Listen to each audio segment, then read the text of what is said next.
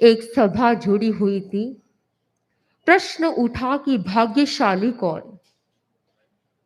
सभी अपने-अपने इच्छानुसार प्रश्न का जवाब दे रहे थे। एक व्यक्ति ने कहा, भाग्यशाली वह होता है जिसका पुत्र सुविनीत होता है। दूसरे व्यक्ति ने कहा कि भाग्यशाली वह होता है जिसकी पत्नी पतिव्रता होती है। तो एक व्यक्ति ने कहा कि भाग्यशाली वह होता है जिसका स्वास्थ्य अच्छा होता है। परंतु एक महत्वपूर्ण बात एक भाई ने कही कि भाग्यशाली वह होता है जिसके जीवन में गुरु का अवतरण होता है। वास्तव में वह व्यक्ति सौभाग्यशाली होता है जिसके जीवन में गुरु की प्राप्ति होती है। और वह व्यक्ति या वह क्षेत्र तो परम सौभाग्यशाली होता है जहां पर गुरु का स्वयं पादार्पण होता है, जिसके घर आंगन में गुरु का पादार्पण हो जाता है। हम सौभाग्यशाली हैं, परम सौभाग्यशाली हैं कि हमें ऐसे महातपस्वी, महायोगी, महामनस्वी, महायशस्वी, युग प्रधान आचार्य श्री महाश्रमण जी का सानिध्य प्राप्त हो रहा है। आपकी अनुशासना प्राप्त हो रही है। हम परम सौभाग्यशाली हैं कि ऐसे गुरु का पादार्पण जब किसी क्षेत्र में होता है तो वह क्षेत्र भी परम सौभाग्यशाली बन जाता है। और वह व्यक्ति तो कितना, वह क्षेत्र तो कितना सौभाग्यशाली होगा कि जिसके लिए गुरु स्वयं चिंतन करवाते हैं। आचार्य प्रवर ने अपनी डायरी में लिखवाया कि छोटी खाटू वालों की ये मांग थी कि 2 दिन हो जाए 1 दिन की बजाय। तो आचार्य पर ने फरमाया कि मुझे थोड़ा कष्ट भी झेलना पड़े, थोड़ा सहन भी करना पड़े, लेकिन मुझे छोटी खाटू को 2 दिन देने चाहिए। 2 दिन। तो आचार्य पर भक्तों की चिंता करवाते हैं, अपने भक्तों को तारने के लिए, भक्तों के जीवन को सुधारने के लिए, नई दिशा देने के लिए समय समय पर अपने क्षेत्रों में पधारते हैं और उन पर ध्यान देते हैं, उन्हें दिशा दर्शन देते हैं। तो हम परम सौभाग्यशाली हैं कि हमें ऐसे महातपस्वी गुरु का सानिध्य प्राप्त हो रहा है। परम पूज्य आचार्य प्रवर हमें मार्गदर्शन करवाते हैं, पथ दर्शन कराते हैं ताकि हम सही मार्ग पर चलते रहें। ट्रेन पटरी पर चलती है तो गंतव्य तक, मंजिल तक पहुंच जाती हैं। वैसे ही हमें ट्रैक पर चलना, पटरी पर चलना आचार्य प्रवर सिखाते हैं।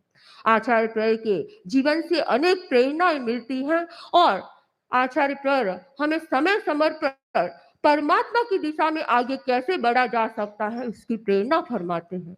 आत्मा से परमात्मा बनना है, बद्ध कर्मों से मुक्त बनना है। हम कैसे बन सकते हैं? इसके लिए आत्मशोधन की जरूरत होती है, क्योंकि जो आत्मा है, संसारी आत्मा है, वह कर्मों से बद्ध है और कर्मों से बद्ध आत्मा को मुक्त होना है, उसकी भी एक प्रोसेस होती है। वह प्रोसेस हमें गुरु सिखाते हैं। गुरु जीवन को नई दिशा देने वाले होते हैं, वे हमें मार्ग प्रदाता होते हमारे लिए। तो हमें किस रास्ते पर चलना चाहिए ताकि हम परमात्मा के स्वरूप को प्राप्त कर सकते हैं। हमें आत्मशोधन की प्रक्रिया बताते हुए परम पूज्य आचार्य पर फरमाते हैं, सज्जाय सज्जान रयस्तायिनो अपाव भावस्त तवे रयस्त विसुज्जयी जंसि मलम पुरे कदम समीरियम रूपमलम वजोइना। अर्थात आत्मशोधन के लिए हमें सबसे पहला उपाय ध्यान में रखना है स्वाध्याय, अर्थात स्वाध्याय करना। जो व्यक्ति स्वाध्याय करता है वह अपनी आत्मा का शोधन कर सकता है, बद्ध कर्मों से मुक्त हो सकता है। स्वाध्याय का मतलब है स्व का अध्ययन करना, अपनी आत्मा का अध्ययन करना, अध्यात्म के आसपास रहना, आत्मा के आसपास रहना। स्वाध्याय करने वाला व्यक्ति बहुत अधिक कर्मों की निर्जरा कर सकता है, यानी कर्मों को तोड़ सकता है, कर्मों से मुक्त हो सकता है। हमें यदि कर्मों से मुक्त बनना है तो स्वाध्याय करना चाहिए। स्वाध्याय के 5 प्रकार बताए गए हैं: वाचना, पृच्छना, परिवर्तना, अनुप्रेक्षा और धर्म कथा। वाचना यानी पढ़ना, सद्ग्रंथों का स्वाध्याय करना और स्वाध्याय के साथ साथ हमारे भीतर में जिज्ञासाएं होती रहनी चाहिए। जो व्यक्ति प्रश्न पर ध्यान देता है, यानी प्रश्न पूछता है, तो उसका ज्ञान और गहरा बनता है और उसे समाधान प्राप्त होता है। गुरु ऐसे होते हैं जो हमें समाधान प्रदान करने वाले होते हैं, हमारी जिज्ञासाओं को समाधान देते हैं। तो वासना के साथ पृच्छना का भी हमारे जीवन में महत्व होता है। तीसरी बात है परिवर्तना। हमने जो ज्ञान ग्रहण किया है उसे बार बार परिवर्तित, यानी उसे हमें बार बार उच्चारण चिताना करना, पुनः रिवीजन करना जरूरी होता है। यदि हम किसी ज्ञान को प्राप्त कर लिए हैं, तो अगर इसे रिवाइज नहीं करते हैं तो वह ज्ञान विस्मृति की ओर चला जाता है।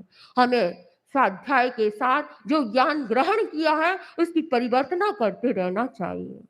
चौथा प्रकार है अनुप्रेक्षा। जो हमने ज्ञान किया उस पर मनन करना चाहिए, अनुप्रेक्षा करनी चाहिए, तो वह हमारे जीवन में आ सकता है, जीवन में अप्लाई हो सकता है, आचरण में आ सकता है, इसलिए उस पर मनन भी करना चाहिए। और पांचवा प्रकार है धर्म कथा। धर्म कथा यानी उपदेश देना। अनेक ऐसे श्रावक श्राविकाएं हैं जो उपासक श्रेणी में अपनी साधना कर रहे हैं, तो गांव गांव जाकर वो धर्म कथा भी करते हैं। अनेक भाई बहन कुछ मुमुक्षु की श्रेणी में भी आ जाते हैं, वे भी धर्म कथा करते हैं और परम पूज्य आचार्य प्रवर तो प्रतिदिन हमें प्रवचन के माध्यम से प्रेरणा प्रदान करवाते हैं। तो धर्म कथा से भी हमारा स्वाध्याय होता है। जयाचार्य प्रवर स्वाध्याय में बहुत रस लेते थे। अंतिम वर्षों में, जीवन के अंतिम काल में वे स्वाध्याय बहुत करते थे, स्वाध्याय और ध्यान में रत रहते थे। और जब भी वे स्वाध्याय करते, चाहे एक आगम का कितनी बार भी स्वाध्याय करते, उन्हें कुछ न कुछ नया प्राप्त हो जाता और वे मगराज जी स्वामी से कहते कि मगजी आज कुछ नया रत्न मिला है। यानी हम जो भी पढ़ते हैं उसमें बार बार उसको पढ़ते रहे तो भी उसमें से हमें नया कुछ प्राप्त हो सकता है। तो स्वाध्याय का जीवन में बड़ा महत्व है। स्वामी राम तीर्थ हुए हैं जो बहुत अधिक स्वाध्याय के रसिक थे। उनका कहना है कि जो व्यक्ति सद्ग्रंथ, सत्संग, कीर्तन और भजन, इन चारों को करता है तो वह व्यक्ति तीनों लोकों का राज्य प्राप्त कर सकता है, ऐसा स्वामी राम तीर्थ का कहना है। वास्तव में देखें तो सद्ग्रंथ का मतलब ही सद्ग्रंथ का स्वाध्याय करना, सत्संग से भी स्वाध्याय होता है और भजन कीर्तन भी एक तरह से स्वाध्याय के प्रकार है। इन चारों को करने से यह समझ ले कि हमें तीन लोकों की प्राप्ति, तीन लोकों का जो साम्राज्य है वह प्राप्त हो सकता है। वास्तव में स्वामी राम तीर्थ भी घंटों घंटों स्वाध्याय किया करते थे और गीता का स्वाध्याय करते और उस पर मनन किया करते थे, एक एक अर्थ पर चिंतन किया करते थे। उनके पास ज्यादा आय नहीं थी, लेकिन जो भी आय थी उसका अधिकांश व्यय वे उस ग्रंथों को खरीदने में करते थे। उन्हें ग्रंथों को पढ़ने में बड़ा स्वाद आता था। हम तो सौभाग्यशाली है कि तेरापंथ धर्म संघ में जन्मे हैं और तेरापंथ धर्म संघ का अमूल्य खजाना है हमारे पास। इतना साहित्य है, यदि हम तीन आचार्यों का ही हम साहित्य पढ़े तो बहुत साहित्य है। जैसे हमने आचार्य तुलसी को देखा है, आचार्य श्री महाप्रज्ञ जी को देखा है और आचार्य श्री महाश्रमण जी की अनुशासना में हम साधनारत हैं। तो तीन आचार्यों का स्वाध्याय भी देखे, ग्रंथ भी देखे तो बहुत अच्छा स्वाध्याय किया जा सकता है। स्वाध्याय से हम आत्मशोधन कर सकते हैं, कर्मों की निर्जरा कर सकते हैं। दूसरी बात है सद्ध्यान, यानी सद्ध्यान करना। जो व्यक्ति ध्यान करता है वह भी बद्ध कर्मों से मुक्त बन सकता है। ध्यान का मतलब है एकाग्र चिंतन या योग निरोध। जो व्यक्ति किसी आलम्बन को लेकर ध्यान करता है वह धीरे धीरे आलम्बन को भी छोड़कर निरालंब ध्यान करने लग जाता है। ध्यान के 4 प्रकार बताए गए हैं: आर्त ध्यान, रौद्र ध्यान, धर्म ध्यान और शुक्ल ध्यान। आर्त और रौद्र ध्यान से हमें बचने का प्रयास करना चाहिए, जो कि हमें कर्मों से बद्ध करने वाला होता है। हमें धर्म ध्यान की ओर ध्यान देना है, क्योंकि धर्म ध्यान है वो आत्मा का शोधन करवाने वाला होता है। वर्तमान में शुक्ल ध्यान की प्राप्ति संभव नहीं, लेकिन धर्म ध्यान में हम रत रह सकते हैं और आत्मा का शोधन कर सकते हैं, कर्मों से मुक्त बन सकते हैं। आचार्य प्रवर हमें ध्यान की प्रेरणा देते हैं। सांस के साथ नमो सिद्धानम का ध्यान करने वाला व्यक्ति भी अंतर्दृष्टि को जागृत करता है और कर्मों को क्षय करने की दिशा में आगे बढ़ सकता है। तीसरा प्रकार है ताइनो। जो त्राता होता है वह भी आत्मशोधन करता है। त्राता का मतलब सब जीवनिकायों का रक्षक होता है। पृथ्वी काय, अप काय, तेजस काय, वायु काय, वनस्पति काय और त्रस काय, इन 6 जीवनिकायों का जो रक्षक होता है, यानी उनके प्रति अनुकंपा का भाव रखता है। हमें भीतर में अनुकंपा का भाव रखना चाहिए। जो व्यक्ति अनुकंपा रखता है, प्राणियों के प्रति दया का भाव, करुणा का भाव रखता है, वह त्राता होता है। हमें भी त्राता बनने का प्रयास करना है, क्योंकि जो व्यक्ति दूसरों का अहित चिंतन करता है वह खुद का अहित करता है। इसलिए हमें दूसरों का हित चिंतन करना चाहिए, ताकि हमारा भी हित हो सकता है। परम पूज्य आचार्य प्रवर करुणा के महासागर हैं। आचार्य प्रवर के अनुकंपा को देखते हैं तो हमें आश्चर्य होता है।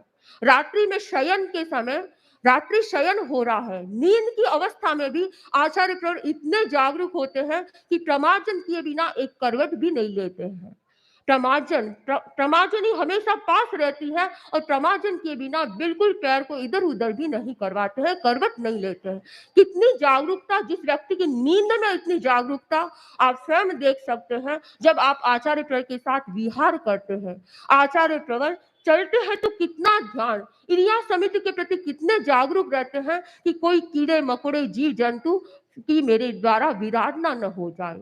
इतनी जागरूकता जिस व्यक्ति के भीतर होती है, वही अपने भीतर में अनुकंपा की चेतना को विकसित कर सकता है और अहिंसा की साधना कर सकता है।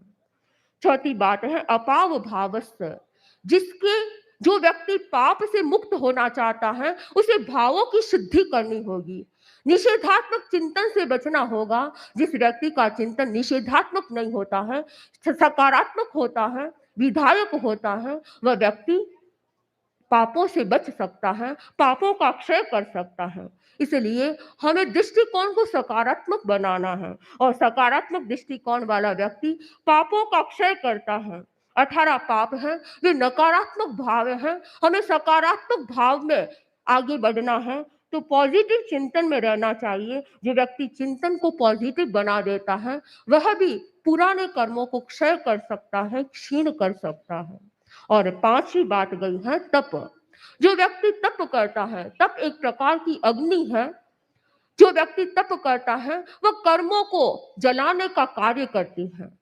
तप में ऐसी शक्ति है जो हमारे आंतरिक जो कर्म छिपके हुए हैं उनको दूर करने का कार्य करता है।